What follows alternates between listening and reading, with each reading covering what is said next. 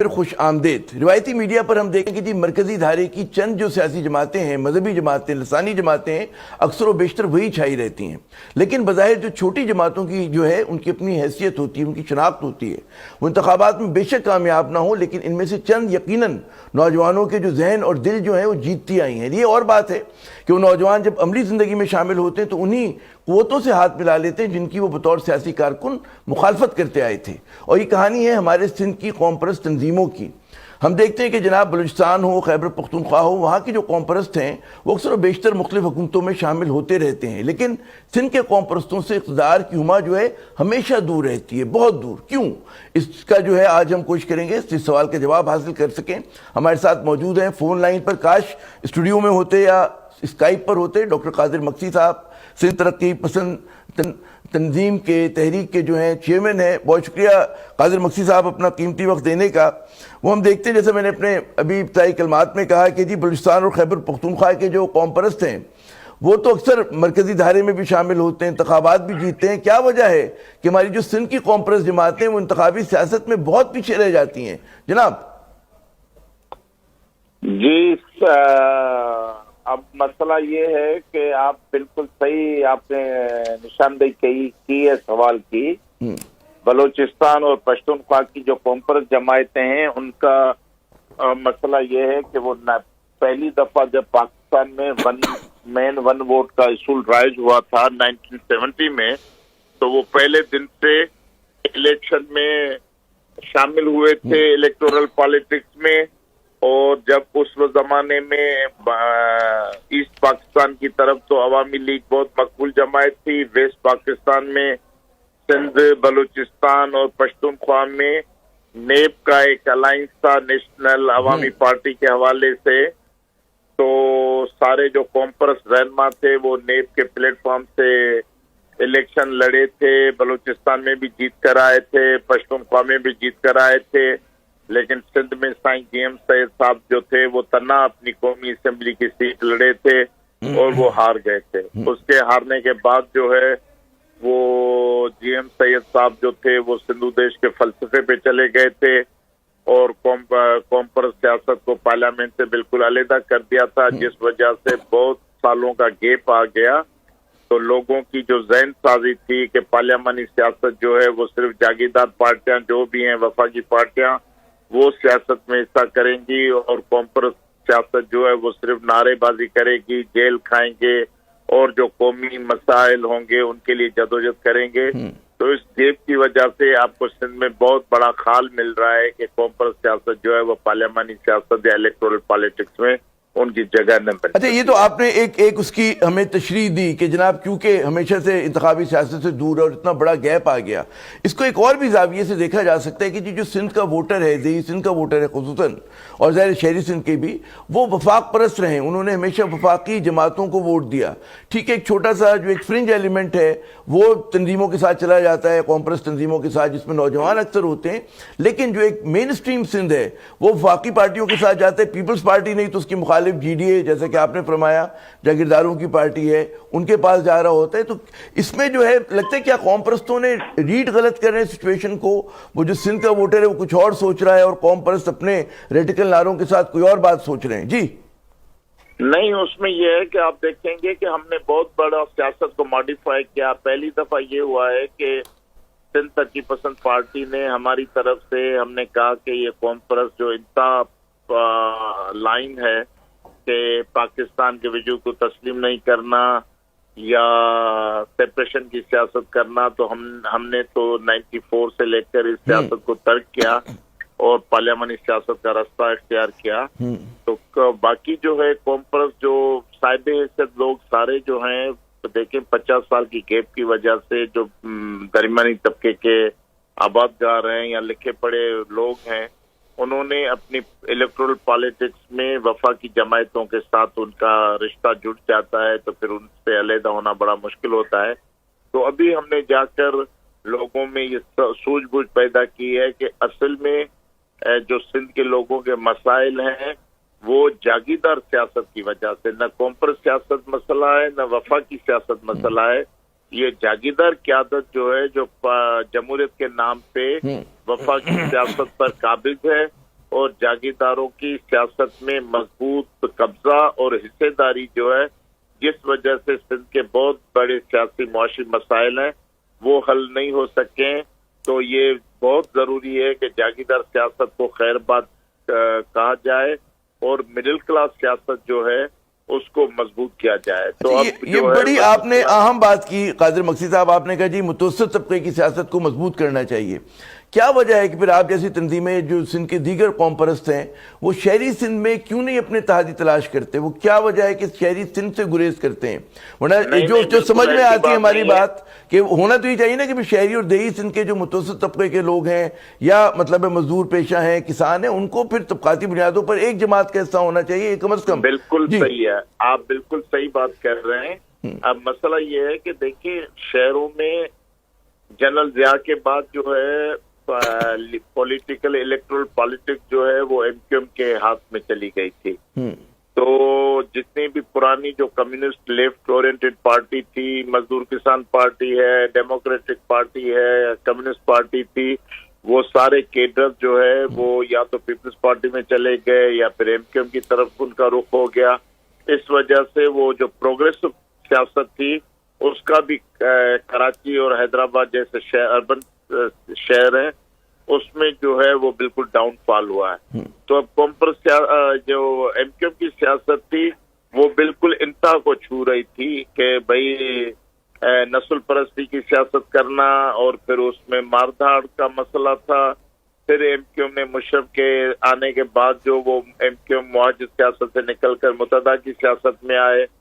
تو متحدہ کی سیاست میں جو ان کے بڑے بڑے دعوے تھے کہ ہم تو پہلے دن سے یہ ان کو سمجھانے کی کوشش کرتے آ رہے ہیں کہ بھائی آپ اردو بولنے والے شہر میں رہنے والے لوگ اردو صرف کراچی حیدرآباد میں نہیں رہتے، نو شور و فیرز میں بھی رہتے ہیں، دادو میں بھی رہتے ہیں، مچھانی میں بھی رہتے ہیں، لاڑکانہ بھی رہتے ہیں۔ تو یہ صرف اردو بولنے والوں کا مسئلہ نہیں ہے، جو مہاجرین کا یا اربن کا مسئلہ نہیں ہے، لیکن جو شہری یہ قیادت ہے، ہم مستقل شہری ہیں، اردو بولنے والے ہوں یا سندھی بولنے والے ہوں یا بلوچی اور سرائکی بولنے والے ہوں، ہم سندھ کے مستقل شہری ہیں۔ مستقل شہری کی حیثیت سے ہمیں سندھ کی قومی شناخت کو قبول کر کے سندھ کے متوسط طبقے کی سیاست کو طاقتور کرنا ہے، شہروں سے لے کر یہ مثبت بات کی آپ نے، لیکن یہ جو آپ نے الزام لگایا متحدہ قومی موومنٹ پہ یا اس سے پہلے جو مہاجر قومی موومنٹ ہوتی تھی کہ تشدد کی سیاست کا، انتہا پسندی کی سیاست کا، نسل پرستی کا، اسی قسم کے الزامات جو ہیں وہ ہمارے سندھی قوم پرست تنظیموں پہ بھی لگتے رہے۔ آپ پہ خود مطلب ہے بڑے بڑے مقدمات قائم ہوئے، الزامات لگے، تو کس طرح سے اس مطلب ہے اس گرداب سے وہ جو ایک دلدل ہے اس سے نکلیں؟ اور وہ جو آپ بات کرتے ہیں نا، میں حیران ہوتا ہوں کہ جو ہمارے سندھ کے قوم پرست دوست ہیں وہ شہری سندھ کی طرف، حیدرآباد ہو گیا، کراچی ہو گیا، یہاں پر نہ وہ سیاست کرتے ہیں نہ وہ کوشش کرتے ہیں کہ جی دیگر لسانی گروہوں کو جیسا آپ کہہ رہے ہیں اپنے ساتھ شامل کریں، اور یہ بات ایم کیو ایم پہ بھی صادق آتی ہے جی، جبکہ جاگیردار پارٹیاں جو ہیں وہ تمام ان لوگوں کو شامل کر لیتی ہیں، ان میں ریفلیکٹ کرتی تمام نیشنلٹیز، تمام کمیونٹیز، تمام لسانی گروہ۔ جی دیکھیں یہ بالکل صحیح ہے کہ یہاں پر سیاست جو ہے وہ ٹٹ فار ٹیٹ کے لیے ہوتی ہے کہ ایک پارٹی ایک جو الزام لگائے گی پھر جواب میں دوسری لگائے گی، لیکن عملی طور پہ حالات اس طرح ہوئے ہیں کہ سندھ ترقی پسند پارٹی ہماری جماعت جو ہے صرف سندھی بولنے والوں پر مشتمل نہیں ہے۔ آپ کراچی میں ہماری اردو بولنے والی مائیں بہنیں ہمارے ساتھ ہیں، نوجوان ہمارے ساتھ ہیں، حیدرآباد میں ہمارے ساتھ ہیں، ٹنڈو الایار میں ہمارے ساتھ ہیں، میرپور خاص میں ہمارے ساتھ ہیں، ایون لاڑکانہ جیسا شہر جو ہے ہمارا لاڑکانے کا ڈسٹرکٹ پریزیڈنٹ جو ہوتا تھا 3 سال وہ مسلسل پریزیڈنٹ رہا، دین محمد میو جو راجپوت فیملی ہے، اردو اسپیکنگ فیملی ہے، وہ ہمارا 3 سال پریزیڈنٹ رہا۔ ہمارے 2 شہدا ہیں جو علی محمد اور گل محمد جو راجپوت فیملی کے ہیں، اردو بولنے والے ہیں ٹنڈو الایار میں، تو ہمارے پاس تو اردو بولنے والے شہدا کی لسٹ میں بھی شامل ہیں۔ اچھا، اب تو یہ نہیں ہے کہ کبھی ترقی پسند پارٹی کوئی کنزرویٹو جماعت ہے اور وہ کسی عام اردو بولنے والے شہری لوگوں کو۔ اچھا یہ مجھے بتائیے کہ ہم نے دیکھا کہ بعض سندھ کی جو قوم پرست تنظیمیں وہ جی ڈی اے کے اتحاد میں بھی شامل ہوئیں، اور ان کا جو ایک نقطہ نظر ہے وہ کہتے ہیں دعوے دار ہیں کہ جی ہم ترقی پسند سیاسی جماعتیں ہیں اور ہم بائیں بازو کی سیاست کرتے ہیں، لیکن پھر بھی جی ڈی اے میں شامل ہوئی، تو وہ تجربہ ان جماعتوں کا کیسا رہا جو کانفرنس شامل ہوئے تھے اور وہ بھی مطلب ہے کہ الیکشن جیت نہ سکے؟ جی آپ مجھے امتحان میں ڈال رہے ہیں۔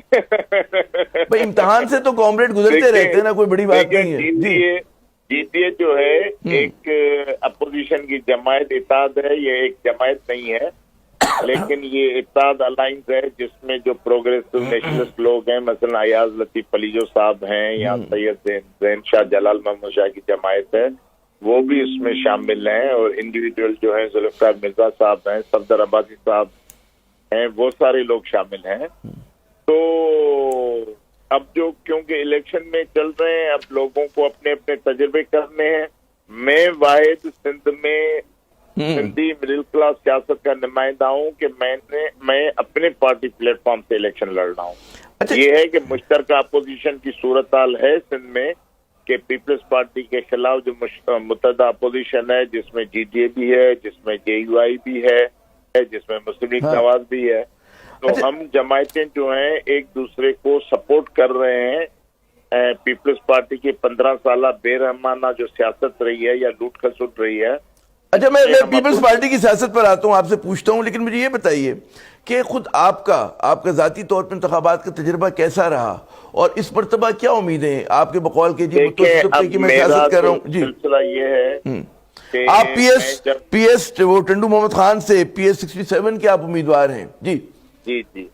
دیکھیں، میں آپ کو بتاؤں کہ میں پی ایس 67 سے لڑ رہا ہوں۔ پیپلز پارٹی نے بہت سنجیدہ میرے انتخابی حلقے کو لیا ہے۔ انہوں نے 2 MNAs کو ڈیپوٹ کیا ہے کہ وہ ڈاکٹر قادر مکی کو ہرانے کے لیے اپنا پورا زور لگائے ہیں۔ نوید قمر صاحب کام کر رہے ہیں، بدین سے رسول بخش چانجو صاحب کام کر رہے ہیں، اور فریال تالپور خصوصی طور پہ روز بروز اپنے نمائندے بھیج رہی ہے، پورے زور لگا رہے ہیں، اور آصفہ بھٹو کو خصوصی طور پہ بھیجا گیا تھا کہ وہ آئے اور میرے حلقے میں کام کریں۔ تو یہ ساری پیپلز پارٹی کوشش کر رہی ہے، لیکن جو عوامی سیلاب نظر آ رہا ہے یا لوگوں کے جو احساسات میں فیل کر رہا ہوں، تو انشاءاللہ 8 فروری کو اچھی خوشخبری آئے گی۔ یہ بتائیے مجھے بتائیے جو بریک تھرو ہے وہ بریک تھرو ہو جائے گا۔ وہ بڑے دنوں سے اس بریک تھرو کا انتظار ہے۔ کتنے آپ کی جو جماعت ہے سندھ ترقی پسند پارٹی، کتنے امیدوار کھڑے کیے اس نے؟ اور ہمارے ابھی 11 امیدوار لڑ رہے ہیں۔ ہماری ایک وومین کینڈیڈیٹ ہے مستد زہرا، وہ خود نواب شاہ زرداری صاحب کے ڈسٹرکٹ سے، نواب شاہ سٹی کے تعلقے سے تحصیل سے لڑ رہی ہیں، باقی 11 ہیں۔ اور ایک قومی اسمبلی سے ہمارے ڈاکٹر احمد نناری صاحب 221 پہ نوید قمر کے مقابلے میں لڑ رہے ہیں، لیکن امید ہے کہ سارے نتائج اچھے ہوں گے، لیکن یہ پی ایس 67 جو ہے وہ انشاءاللہ ہم جیتیں گے۔ یہ بتائیے کہ اگر آپ جیت بھی گئے تو وہ ایک تنتنا آدمی کیا کر لے گا جا کر صوبائی اسمبلی میں؟ ایم کیو ایم کی اتنی سیٹیں ہوتی ہیں، وہ اپنی بات نہیں منوا پاتے، وہ ہمیشہ روتے رہتے ہیں کہ جی کچھ نہیں کر سکے، تو آپ اکیلے پہنچ کر کیا کریں گے آپ قادر مکی صاحب؟ دیکھیں، اب متحدہ اپوزیشن ہوگی نا، جی وہاں متحدہ اپوزیشن ہوگی کہ پیپلز پارٹی کی حکومت ہوگی یا اپوزیشن پارٹیوں کی حکومت ہوگی، جن کی بھی حکومت ہوگی، جو بھی اپوزیشن میں آئیں گے تو ہم اپوزیشن کا کردار ادا کریں گے۔ سندھ کے جو بنیادی مسائل ہیں، کیوں دیہی سیاست جو ہے سندھ کی، اس کی کبھی ریپرزنٹیشن صحیح نہیں ہوتی، کیونکہ دونوں طرف سے جاگیردار ہوتے ہیں۔ پیپلز پارٹی میں بھی جاگیردار، اپوزیشن بھی جاگیردار، ان کا سوشل کلب بنا ہوتا ہے، انڈرسٹینڈنگ ہوتی ہے، تو وہ کبھی عوامی مسائل پہ بات نہیں کرتے۔ میرے آنے سے کم از کم پہلی دفعہ عوامی مسائل جو وہ اسمبلی کے فلور میں۔ مجھے یہ بتائیے گا کہ پیپلز پارٹی کی جو ہم دیکھتے ہیں مقبولیت ہے، اور اس پہ جو آپ الزام لگاتے ہیں کہ جی مبینہ طور پہ بڑی خراب کارکردگی ہے، جاگیرداروں کی پارٹی ہے، مبینہ طور پہ استحصال کرتی ہے، لیکن پھر بھی وہ مقبول ہے، کیا وجہ ہے کہ جو سندھ کا ووٹر ہے وہ اس شہر سے بقول آپ کے باہر نہیں آ پا رہا، اور آپ جو بقول سندھ کی نمائندگی کرتے ہیں، وہاں کی میجورٹی کے آپ ان کی حقوق کی بات کرتے ہیں، آپ لوگ بار بار رد ہوتے ہیں، کیا وجہ ہے؟ دیکھیں، یہ صحیح بات ہے کہ الیکٹرل پالیٹکس میں آپ دیکھیں، پہلی بات یہ ہے کہ خود پارلیمانی پالیٹکس پاکستان میں سوال ہے کہ کبھی ٹرانسپیرنٹ ہوتے نہیں ہیں، ٹرانسپیرنٹ نہیں ہوتے، پردے کے پیچھے انجینئرنگ ہوتی ہے، پھر جو 20-20 سال اقتدار میں پارٹیاں رہتی ہیں تو وہ اپنا پورا ایک سسٹم بناتی ہیں کہ کلرک سے لے کر ایک پرائمری ٹیچر سے لے کر پولیس اور جتنے بھی انتظامی مشینری ہوتی ہے وہ ساری ان کے ضابطے میں ہوتی ہے. پھر گاؤں کے جو 50, 100, 200 ایکڑ کے زمیندار ہوتے ہیں وہ ان کی بلیک میلنگ میں ہوتے ہیں, کسی کا پانی بند کر دیتے ہیں زمین کا, کسی کو تنگ کرتے ہیں, کسی کے بیٹے کو گرفتار کرتے ہیں. تو ایسی خوف کی فضا وہ پیدا کر کے رکھے ہوئے ہیں سالوں سے, لوگ ان سے جڑے ہوئے ہیں. ان کی ساری ان جادوگری کے بعد بھی 28 سے 30% جو ہے وہ ٹرن آؤٹ ہوتا ہے اور 10%, 12%, 15% یہ ٹھپے لگاتے ہیں, تب جا کر کہیں 38, کہیں 37% ووٹ پڑتا ہے.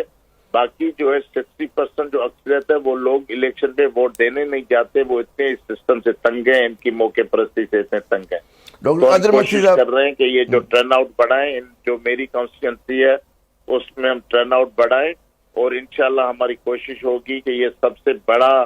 ٹرن آؤٹ ہوگا, 50% سے اوپر ٹرن آؤٹ ہوگا اور لوگ پولنگ اسٹیشن پہ جائیں گے اور ہمارے حق میں فیصلہ ہوگا انشاءاللہ. بہت بہت شکریہ ڈاکٹر قادر مکسی صاحب, آپ نے وقت دیا. اور ناظرین کہتے ہیں کہ